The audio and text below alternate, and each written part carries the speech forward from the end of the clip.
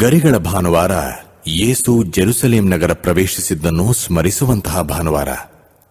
ಅಲ್ಲಿ ನೆರವೇರಲಿರುವ ಕ್ರಿಸ್ತರ ಯಾತನೆ, ಮರಣ ಹಾಗೂ ಪುನರುತ್ಥಾನದಲ್ಲಿ ಭಾಗಿಯಾಗೋಣ. ಇಹಲೋಕದ ಅಂತ್ಯದಲ್ಲಿ ಪರಲೋಕವೆಂಬ ನವ ಜೆರುಸಲೇಮಿನೆಡೆಗೆ ಮುಂದಾಗೋಣ. ಬನ್ನಿರಿ ಭಕ್ತರೇ, ಹೊರಡೋಣ ಜೆರುಸಲೇಮಿಗೆ. ಯೇಸು ಜೊತೆಗೆ, ಯೇಸು ಜೊತೆಗೆ.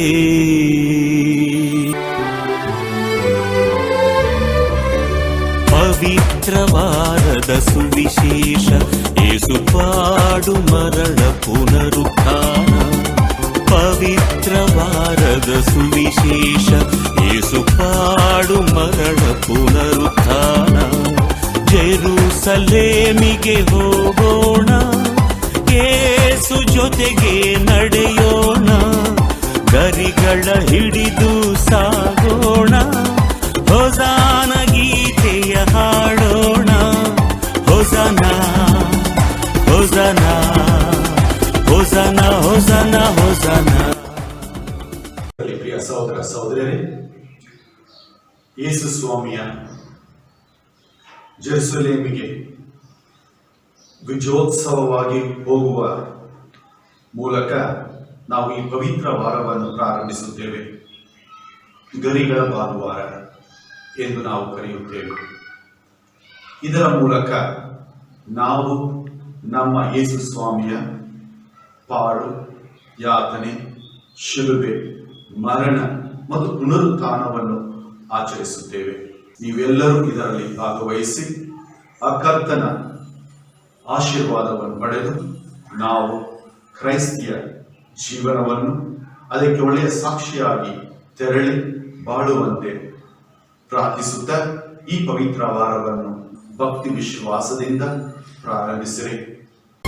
ಪ್ರಾರ್ಥನಾ ಪ್ರೇರಕ ಸುದಿನಗಳು,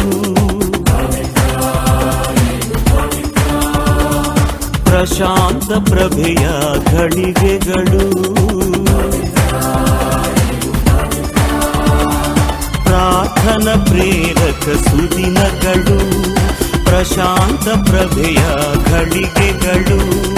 ಪವಿತ್ರ ವಾರದ ಪುಣ್ಯಗಳು, ಪಾವನ ಬಾಳಿಗೆ ಮಾರ್ಗವು.